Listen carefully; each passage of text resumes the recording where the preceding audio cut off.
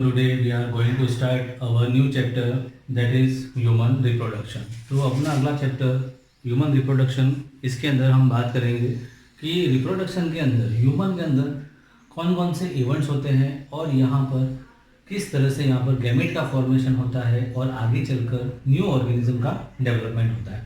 तो पहला चैप्टर जो था, पहला और दूसरा, उसके अंदर पहले चैप्टर के अंदर हमने जनरल चीज़ों के बारे में बात की थी, प्लांट और एनिमल के बारे में। दूसरे के अंदर हमने स्पेशली प्लांट्स के बारे में बात की थी। लेकिन जो तीसरा चैप्टर है वो ह्यूमन के बारे में है।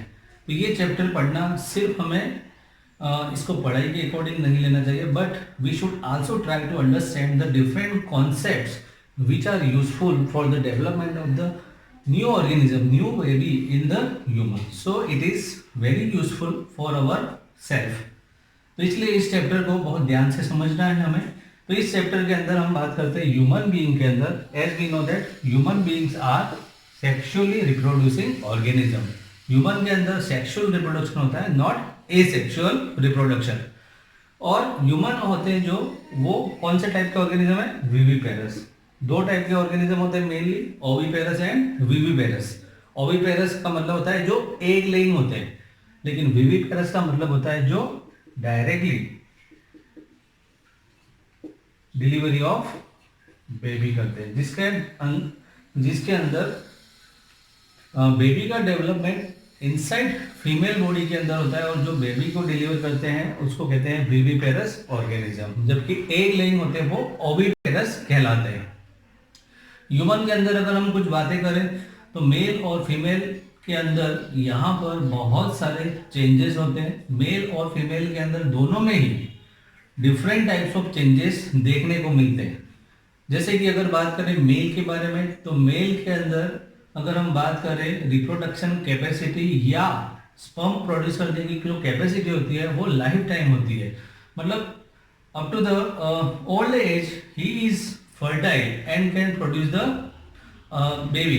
बट अगर फीमेल की बात करें तो फीमेल के अंदर 50 इयर्स के बाद उनके अंदर नई बेबी प्रोड्यूस करना पॉसिबल नहीं हो पाता, क्योंकि वहाँ पर उनके अंदर साइक्लिकल चेंजेस जो होते हैं वो आना स्टॉप हो जाते हैं, जो आगे चलकर हम देखेंगे। तो फीमेल के अंदर वो स्टॉप हो जाते हैं, लेकिन मेल के अंदर वो कंटिन्यूअस रहता है up to the older age. तो मेल के अंदर और फीमेल के अंदर डिफरेंट चेंजेस देखने को हमें मिलते हैं। तो ये क्लियर है। उसके बाद दोनों के अंदर ही जब प्यूबर्टी एक एज होती है, प्यूबर्टी एक एज होती है जहां से रिमार्केबल चेंजेस आना शुरू होता है।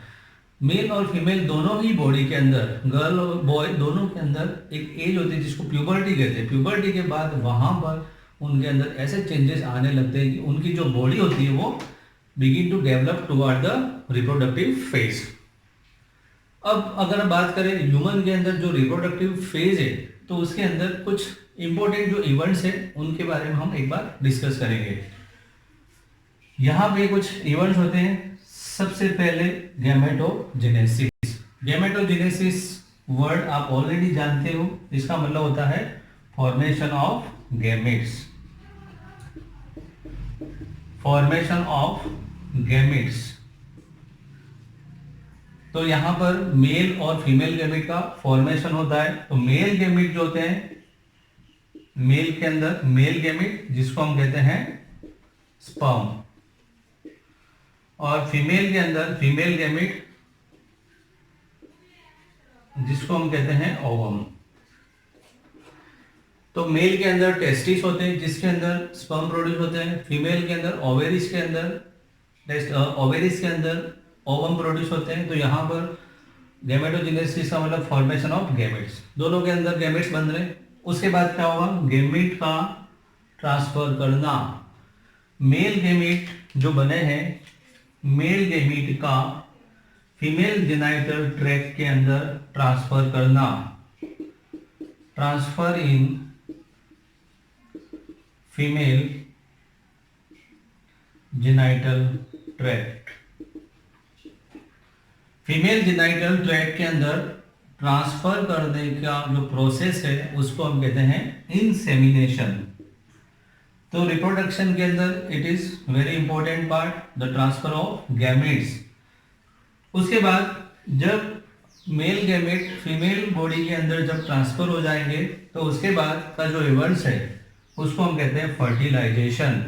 फर्टिलाइजेशन का मतलब होता है fusion of male and female gametes.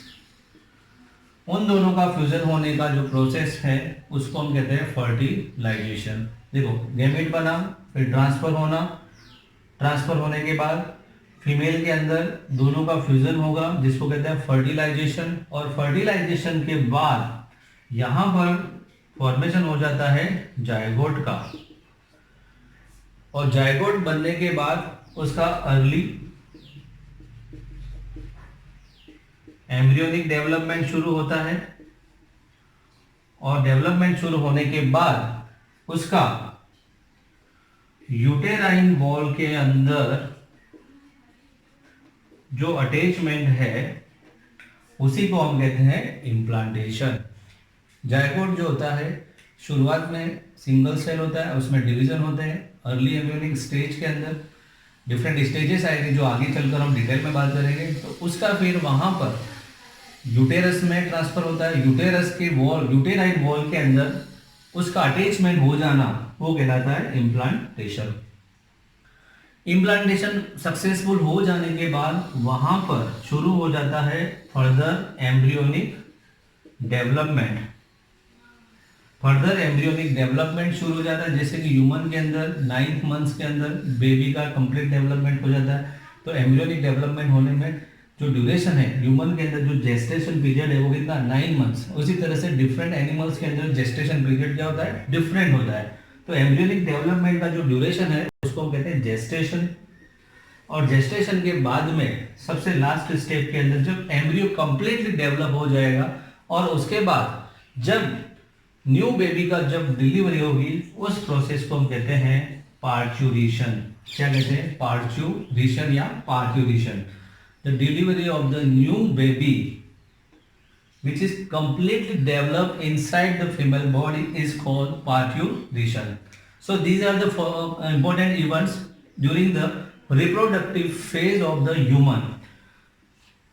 Gametogenesis, gamete का बनना, उसके बाद transfer of gametes, male gamete into the female genital tract is called insemination. Then fusion of gamete is fertilization. Then attachment of the embryo in the uterine wall is called implantation. After implantation, this embryo will absorb the nutrition from the female body, as you know that placenta, we will discuss later, and then it will develop into the complete baby is called gestation duration or gestation period, and at the end delivery of baby is called parturition. तो ये कुछ events हैं, इसको हम एक simplified diagram के through भी इसको हम समझ सकते हैं।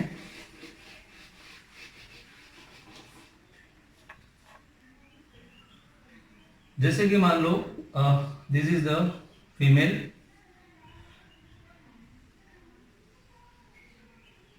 फीमेल का ये रिप्रोडक्टिव सिस्टम है। अब इसे रफ डायग्राम के थ्रू हम आपको समझाने की कोशिश करते हैं। और ये है मान लो मेल, तो मेल के अंदर बनते हैं sperm. So transfer of this sperm in the female genital tract is called gametogenesis. सबसे पहले हो जाएगा यहाँ पे गैमेट बनना। जैसे कि मान लो ये यहाँ पर ये फीमेल के अंदर ओवेरिस, तो ओवेरिस के अंदर क्या बनेगा, ओवम। तो ये हो गया गैमेटोजेनेसिस। उसके बाद इंसेमिनेशन, ट्रांसफर।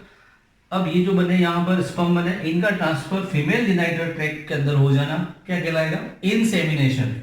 इंसेमिनेशन हो जाने के बाद ये पहुंचेंगे और ये दोनों मिलेंगे और इनका क्या हो जाएगा, फ्यूजन। फ्यूजन हो जाना क्या कहलाता है, फर्टिलाइजेशन, जो फेलोपियन ट्यूब के अंदर होगा। आगे चलकर देखेंगे इसको भी डिटेल में। फ्यूजन होने के बाद यहाँ पर क्या बन जाएगा, यहाँ बन जाएगा जायगोट। और जायगोट का अर्ली एम्ब्रियोनिक स्टेज के अंदर डेवलपमेंट होगा और ये ट्रांसफर होता हुआ, जैसे मान लो ये है, मान लो यूटेरस, तो यूटेरस के अंदर इसका हो जाएगा अटैचमेंट। यूटेरस के अंदर इसका हो जाएगा अटैचमेंट, इसको कहते हैं इम्प्लांटेशन। इम्प्लांटेशन के बाद अब ये जो छोटा सा एम्ब्रियो, इसका डेवलपमेंट शुरू हो जाएगा। आगे चलकर ये बड़ा होगा और यहाँ पर कंप्लीट बेबी का फॉर्मेशन हो जाएगा। इसको कहते हैं ड्यूरेशन को जेस्टेशन पीरियड। और जेस्टेशन पीरियड के बाद यही बेबी को बाहर डिलीवर कर दिया जाएगा। इस प्रोसेस को हम कहते हैं parturition. So these are the basic steps और basic events take place during the human reproductive cycle और phase. So it was about the introduction of the this chapter human reproduction. Next class we will study the male reproductive system. So that's all for this class. Thank you.